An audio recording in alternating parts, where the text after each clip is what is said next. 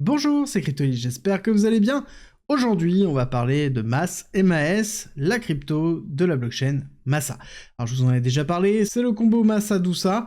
donc on va en reparler un petit peu après, mais c'est une blockchain qui a pour but vraiment d'offrir de la scalabilité avec derrière une sécurité. On parle de 10 000 transactions par seconde, on a un coefficient de Nakamoto de plus de 1000, et on a quand même pas mal de nodes alors, qui étaient sur le testnet, on n'a pas forcément l'information sur les nœuds actuels. Ce qui est intéressant dans ce protocole-là, c'est que, on a eu une hyper-accélération, que je vais vous expliquer tout à l'heure sur la partie graphique, ce qui s'est passé concrètement et où est-ce qu'on peut se situer dans une zone de renforcement, mais il y a deux autres éléments qui sont intéressants à prendre en considération. C'est que, on est sur une équipe française, et que deux, on a un concept qui est plutôt pas mal, avec des smart contracts qui sont 100% autonomes, ce qui n'est pas forcément le cas partout. Je vous expliquerai que certains smart contracts, notamment ceux d'Ethereum, doivent être activés si jamais on veut une forme vraiment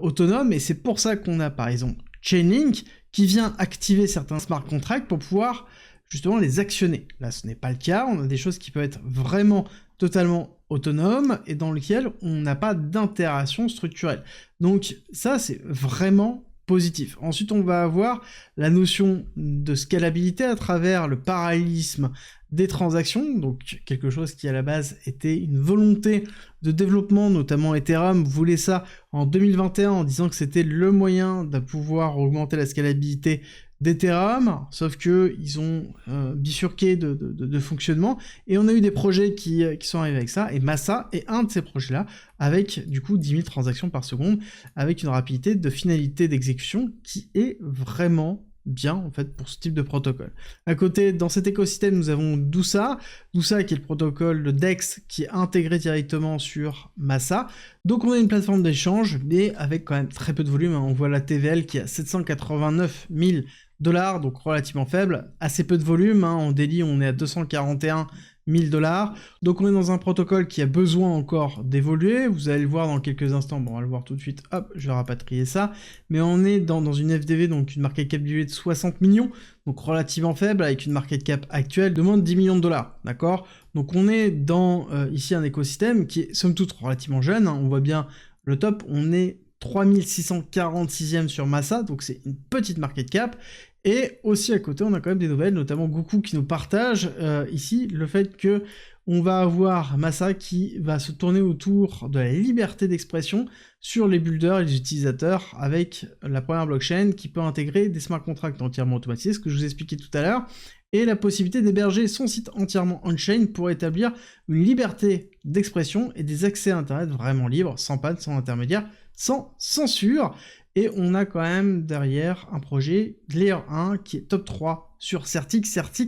qui est un cabinet spécialisé dans l'audit des smart contracts, donc ce qui est plutôt positif pour le projet. Donc c'est un projet petite market cap dans lequel on a quand même un gros potentiel. Après il faut voir si la liberté d'expression va avoir un narratif autour de ce bull run. Ça va être intéressant de se le garder sous le coude, surtout que j'en ai déjà parlé. Et quand on regarde techniquement, pourquoi j'en parle, c'est parce qu'on a fait une hyper accélération dans lequel on avait une compression. On va regarder ça en quelques instants, et on a fait une accélération de plus de 336%, et on est dans une phase de consolidation. Si on regarde, techniquement, on est dans une phase de lancement plutôt classique, avec une hyper accélération,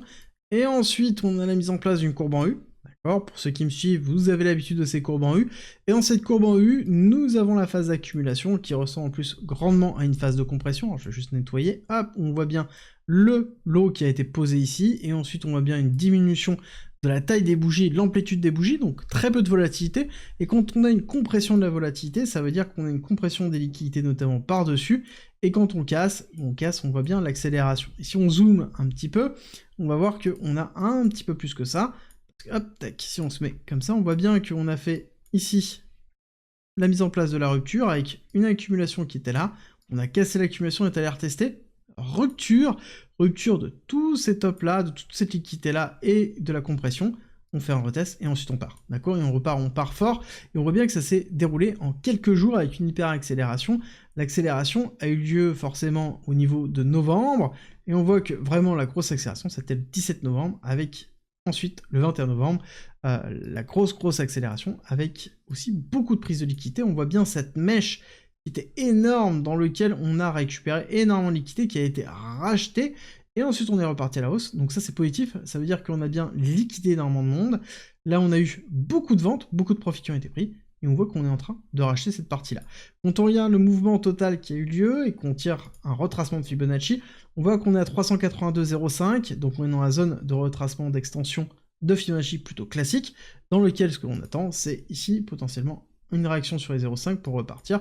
avec une petite accumulation qui serait plutôt normale. L'autre chose, si jamais on va chercher beaucoup plus bas, et là il faut le prendre en considération, ce serait aller chercher, hop, on s'en tire un deuxième, on va le mettre en zone de rechargement, et ce serait les 618, ici 786, qui correspondrait à l'order block que l'on trouve là. D'ailleurs on va se le noter ensemble ici, tac, et un order block à garder en tête. À côté, on voit qu'on est allé chercher ici l'order block qui était ici, donc c'est la mèche, le haut de la mèche qu'on a vu là, donc normal qu'on ait une réaction. Maintenant, les prochaines targets, ça va être en extension de Fibonacci plutôt classique,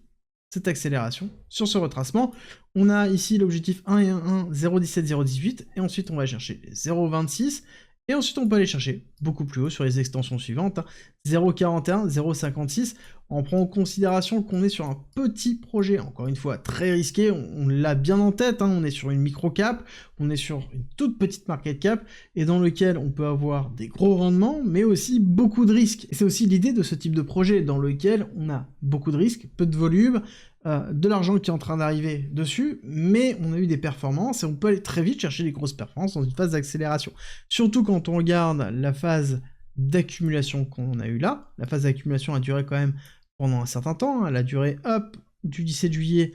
jusqu'à novembre 2024, et on a bien eu une belle divergence qui est en train de se faire. Là on est dans un momentum RSI haussier qui est plutôt élevé, donc il faudrait peut-être attendre que ça se cool off un petit peu avant de pouvoir repartir, et là on aura un signal pour aller chercher certainement plus haut, surtout si on a une alt-season qui est, comme on l'espère tous, une alt-season vraiment forte, dans lequel on aura une valorisation des projets, et Massa pourrait être un de ces projets-là. Et vous dites-moi si vous le connaissiez, si vous en avez en portefeuille, et si jamais ce type de projet sur la liberté d'expression vous intéresse ou pas, et si pour vous ça peut être un narratif qui pourrait jouer, ça m'intéresse de vous lire, et nous on se retrouve très vite pour une nouvelle vidéo.